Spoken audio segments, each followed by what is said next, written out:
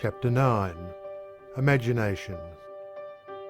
The imagination belongs to the general class of mental processes called the representative faculties, by which is meant the processes in which there are represented, or presented again, to consciousness impressions previously presented to it. As we have indicated elsewhere, the imagination is dependent upon memory for its materials, its records of previous impressions. But imagination is more than mere memory or recollection of these previously experienced and recorded impressions. There is, in addition to the representation and recollection, a process of arranging the recalled impressions into new forms and new combinations. The imagination not only gathers together the old impressions, but also creates new combinations and forms from the materials so gathered. Psychology gives us many hair-splitting definitions and distinctions between simple reproductive imagination and memory, but these distinctions are technical and as a rule perplexing to the average student. In truth, there is very little, if any, difference between simple reproductive imagination and memory, although when the imagination indulges in constructive activity, a new feature enters into the process which is absent in pure memory operations. In simple reproductive imagination, there is simply the formation of the mental image of some previous experience, the reproduction of a previous mental image. This differs very little from memory, except that the recalled image is clearer and stronger.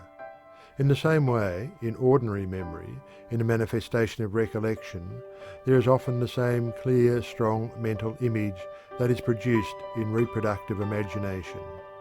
The two mental processes blend into each other so closely that it is practically impossible to draw the line between them, in spite of the technical differences urged by the psychologists. Of course, the mere remembrance of a person who presents himself to one is nearer to pure memory than to imagination, for the process is that of recognition. But the memory or remembrance of the same person when he is absent from sight is practically that of reproductive imagination. Memory, in its stage of recognition, exists in the child mind before reproductive imagination is manifested. The latter, therefore, is regarded as a higher mental process. But still higher in the scale is that which is known as constructive imagination. This form of imagination appears at a later period of child mentation, and is regarded as a later evolution of mental processes of the race. Gordy makes the following distinction between the two phases of imagination. The difference between reproductive imagination and constructive imagination is that the images resulting from reproductive imagination are copies of past experience, while those resulting from constructive imagination are not. To learn whether any particular image or combination of images is a product of reproductive or constructive imagination, all we have to do is to learn whether or not it is a copy of a past experience. Our memories, of course, are defective, and we may be uncertain on that account, but apart from that, we need be in no doubt whatever. Many persons, hearing for the first time the statement of psychologists that the imaginative faculties can represent and reproduce, or recombine, only the images which have previously been impressed upon the mind, are apt to object that they can, and frequently do, image things which they have not previously experienced. But can they, and do they?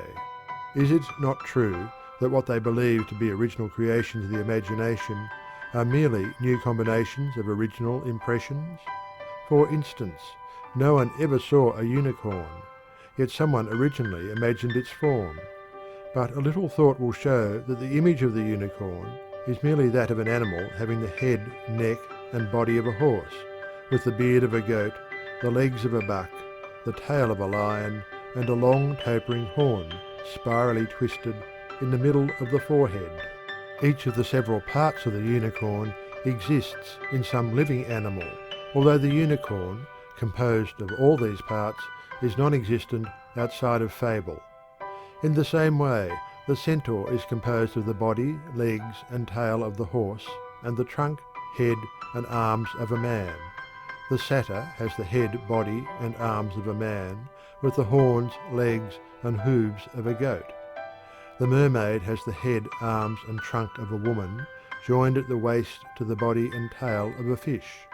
The mythological devil has the head, body, and arms of a man, with the horns, legs, and cloven foot of the lower animal, and a peculiar tail composed of that of some animal, but tipped with a spearhead. Each of these characteristics is composed of familiar images of experience. The imagination may occupy itself for a lifetime turning out impossible animals of this kind, but every part thereof will be found to correspond to something existent in nature and experienced by the mind of the person creating the strange beast.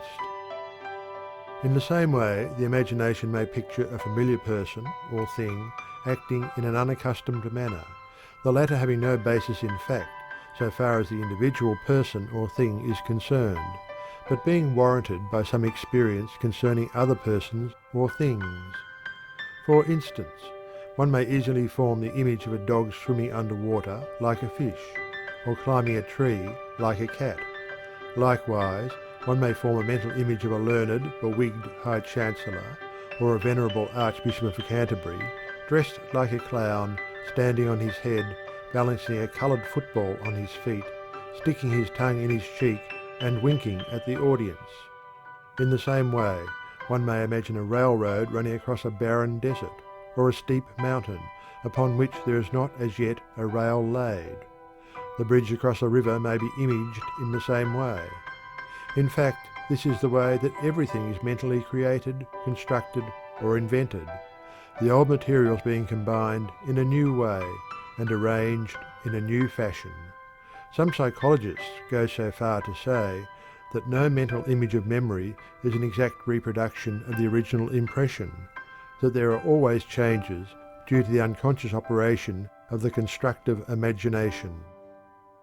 The constructive imagination is able to tear things to pieces in search for material, as well as to join things together in its work of building. The importance of the imagination in all the processes of intellectual thought is great. Without imagination, man could not reason or manifest any intellectual process. It is impossible to consider the subject of thought without first regarding the processes of imagination. And yet, it is common to hear persons speak of the imagination as if it were a faculty of mere fancy, useless and without place in the practical world of thought. Developing the imagination. The imagination is capable of development and training. The general rules for development of the imagination are practically those which we have stated in connection with the development of the memory. There is the same necessity for plenty of material, for the formation of clear and deep impressions and clear-cut mental images, the same necessity for repeated impression and the frequent use and employment of the faculty. The practice of visualization, of course, strengthens the power of the imagination as it does that of the memory, the two powers being intimately related. The imagination may be strengthened and trained by deliberately recalling previous impressions and then combining them into new relations. The materials of memory may be torn apart and then recombined and regrouped. In the same way, one may enter into the feelings and thoughts of other persons by imagining oneself in their place and endeavouring to act out in imagination the life of such persons. In this way, one may build up a much fuller and broader conception of human nature and human motives. In this place, also, we should caution the student against the common waste of the powers of the imagination and the dissipation of its powers in idle fancies and daydreams. Many persons misuse their imagination in this way, and not only weaken its power for effective work, but also waste their time and energy. Daydreamers are notoriously unfit for the real practical work of life. Imagination and ideals. And finally, the student should remember that in the category of the imaginative powers must be placed that phase of mental activity which has so much to do with the making or marring of one's life, the formation of ideals. Our ideals are the patterns after which we shape our life. according to the nature of our ideals, is the character of the life we lead. Our ideals are the supports of that which we call character. It is a truth, old as the race, and now being perceived most clearly by thinkers, that indeed, as a man thinketh in his heart, so is he. The influence of our ideals is perceived to affect not only our character, but also our place and degree of success in life. We grow to be that of which we have held ideals. If we create an ideal, either of general qualities, or else these qualities as manifested by some person living or dead, and keep that ideal ever before us, we cannot help developing traits and qualities corresponding to those of our ideal. Careful thought will show that character depends greatly upon the nature of our ideals. Therefore we see the effect of the imagination in character building. Moreover, our imagination has an important bearing on our actions. Many a man has committed an imprudent or immoral act which he would not have done had he been possessed of an imagination which showed him the probable results of the action. In the same way, many men have been inspired to great deeds and achievements by reason of their imagination picturing to them the possible results of certain action. The big things in all walks of life have been performed by men who had sufficient imagination to picture the possibilities of certain courses or plans. The railroads, bridges, telegraph lines, cable lines, and other works of man are the results of the imagination of some men. The good fairy godmother always provides a vivid and lively imagination among the gifts she bestows upon her beloved godchildren. Well did the old philosopher pray to the gods, and withal, give unto me a clear and active imagination. The dramatic values of life depend upon the quality of the imagination. Life without imagination is mechanical and dreary. Imagination may increase the susceptibility to pain, but it pays for this by increasing the capacity for joy and happiness. The pig has but little imagination, little pain, and little joy. But who envies the pig? The man with a clear and active imagination is in a measure a creator of his world, or at least a recreator. He takes an active part in the creative activities of the universe, instead of being a mere pawn pushed here and there in the game of life. Again, the divine gift of sympathy and understanding depends materially upon the possession of a good imagination. One can never understand the pain or problems of another unless he first can imagine himself in the place of the other. Imagination is at the very heart of sympathy. One may be possessed of great capacity for feeling, but owing to his lack of imagination may never have this feeling called into action. The person who would sympathize with others must first learn to understand them and feel their emotions. This he can do only if he has the proper degree of imagination. Those who reach the heart of the people must first be reached by the feelings of the people, and this is possible only to him whose imagination enables him to picture himself in the same condition as others, and thus awaken his latent feelings and sympathies and understanding. Thus it is seen that the imagination touches not only our intellectual life, but also our emotional nature. Imagination is the very life of the soul. End of chapter 9. Chapter 10. The Feelings. In thinking of the mind and its activities, we are accustomed to the general idea that the mental processes are chiefly those of intellect, reason, thought. But, as a fact, the greater part of the mental activities are those concerned with feeling and emotion. The intellect is the youngest child of the mind, and while making its presence strenuously known in the manner of all youngest children, so that one is perhaps justified in regarding it as the whole thing in the family, nevertheless it plays but a comparatively small part in the general work of the mental family. The activities of the feeling side of life greatly outnumber those of the thinking side, are far stronger in their influence and effect as a rule, and, in fact, so colour the intellectual processes, unconsciously, so as to constitute their distinctive quality, except in the case of a very few advanced thinkers. But there is a difference between feeling and emotion, as the terms are employed in psychology. The former is the simple phase, the latter the complex. Generally speaking, the resemblance or difference is akin to that existing between sensation and perception, as explained in a previous chapter. Beginning with the simple, in order later on to reach the complex, we shall now consider that which is known as simple feeling. The term feeling, as used in this connection in psychology, has been defined as the simple agreeable or disagreeable side of any mental state. These agreeable or disagreeable sides of mental states are quite distinct from the act of knowing which accompanies them. One may perceive and thus know that another is speaking to him and be fully aware of the words being used and of their meaning. Ordinarily, and so far as pure thought processes are concerned, this would complete the mental state. But we must reckon on the feeling side as well as on the thinking side of the mental state. Accordingly, we find that the knowledge of the words of the other person and the meaning thereof results in a mental state agreeable or disagreeable. In the same way, the reading of the words of a book, the hearing of a song, or a sight or scene perceived may result in a more or less strong feeling, agreeable or disagreeable. This sense of agreeable or disagreeable consciousness is the essential characteristic of what we call feeling. It is very difficult to explain feeling except in its own terms. We know very well what we mean, or what another means, when it is said that we or he feels sad or has a joyous feeling or a feeling of interest.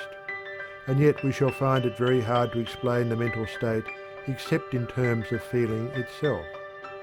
Our knowledge depends entirely upon our previous experience of the feeling.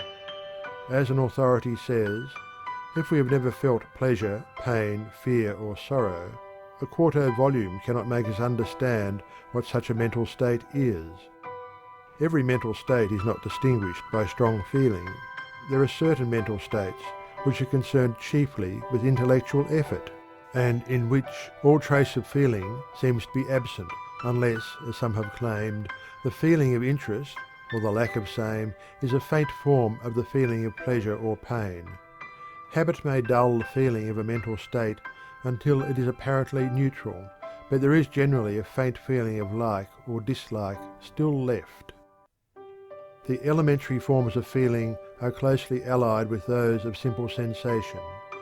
But experiments have revealed that there is a distinction in consciousness. It has been discovered that one is often conscious of the touch of a heated object before he is of the feeling or pain resulting from it. Psychologists have pointed out another distinction, namely, when we experience a sensation, we are accustomed to refer it to the outside thing which is the object of it, as when we touch the heated object. But when we experience a feeling, we instinctively refer it to ourselves, as when the heated object gives us pain. As an authority has said, "My feelings belong to me, but my sensations seem to belong to the object which caused them." Another proof of the difference and distinction between sensation and feeling is the fact that the same sensation will produce different feelings in different persons experiencing the former, even at the same time. For instance, the same sight will cause one person to feel elated and the other depressed. The same words will produce a feeling of joy in one and a feeling of sorrow in another. The same sensation will produce different feelings in the same person at different times. An authority well says, "You drop your purse and you see it lying on the ground as you stoop to pick it up, with no feeling either of pleasure or pain. But if you see it after you have lost it and have hunted for it a long time in vain, you have a pronounced feeling of pleasure." There is a vast range of degree and kind in feeling. Gordy says, "All forms of pleasure and pain are called feelings. Between the pleasure which comes from eating a peach and that which results from solving a difficult problem, of learning good news of a friend, or thinking of the progress of civilization, between the pain that results from a cut in the hand and that which results from the failure of a long-cherished plan or the death of a friend, there is a long distance. But the one group are all pleasures, the other all pains, and whatever the source of the pleasure or pain, it is alike feeling. There are many different kinds of feelings. Some arise from sensations of physical comfort or discomfort, some from purely physiological conditions, others from the satisfaction of accustomed tastes, or the dissatisfaction arising from the stimulation of unaccustomed tastes, others from the presence or absence of comfort, others from the presence or absence of things or persons for whom we have an affection or liking. Overindulgence often transforms the feeling of pleasure into that of pain, and likewise, habit and practice may cause us to experience a pleasurable feeling from that which formerly inspired feeling of an opposite kind. Feelings also differ in degree. That is to say, some things cause us to experience pleasurable feelings of a greater intensity than do others, and some cause us to experience painful feelings of a greater intensity than do others. These degrees of intensity depend, more or less, upon the habit or experience of the individual. As a general rule, feeling may be classified into 1, those arising from physical sensations, and 2, those arising from ideas. The feelings depending upon physical sensations arise either from inherited tendencies and inclinations, or from acquired habits and experience. It is an axiom of the evolutionary school that any physical activity that has been a habit of the race, long continued, becomes an instinctive, pleasure-giving activity in the individual. For instance, the race, for many generations, was compelled to hunt, fish, travel, swim, etc., in order to maintain existence. The result is that we, the descendants, are apt to find pleasure in the same activities as sport, games, exercise, etc. Many of our tendencies and feelings are inherited in this way. To these we have added many acquired habits of physical activity which follow the same rule, that is, that habit and practice impart more or less pleasurable feeling. We find more pleasure in doing those things which we can do easily or quite well than in the opposite kind of things. The feelings, depending upon ideas, may also arise from inheritance. Many of our mental tendencies and inclinations have come down to us from the past. There are certain feelings that are born in one without a doubt. That is to say, there is a great capacity for such feelings which will be transformed into manifestation upon the presentation of the proper stimulus. Other mental feelings depend upon our individual past experience, association, or suggestions from others, upon our past environment, in fact. The ideals of those around us will cause us to experience pleasure or pain, as the case may be, under certain circumstances. The force of suggestion along these lines is very strong indeed. Not only do we experience feelings in response to present sensations, but the recollection of some previous experience will also arouse feeling. In fact, feelings of this kind are closely bound up with memory and imagination. Persons of vivid imagination are apt to feel far more than others. They suffer more and enjoy more. Our sympathies, which depend largely upon our imaginative power, are the cause of many of our feelings of this kind. Many of the facts which we generally ascribe to feeling are really part of the phenomena of emotion, the latter being the more complex phase of feeling. For purposes of this consideration, we have regarded simple feeling as the raw material of emotion, the relation being compared to that existing between sensation and perception. In our consideration of emotion, we shall see the fuller manifestation of feeling and its more complex expressions. End of chapter 10. End of section 4.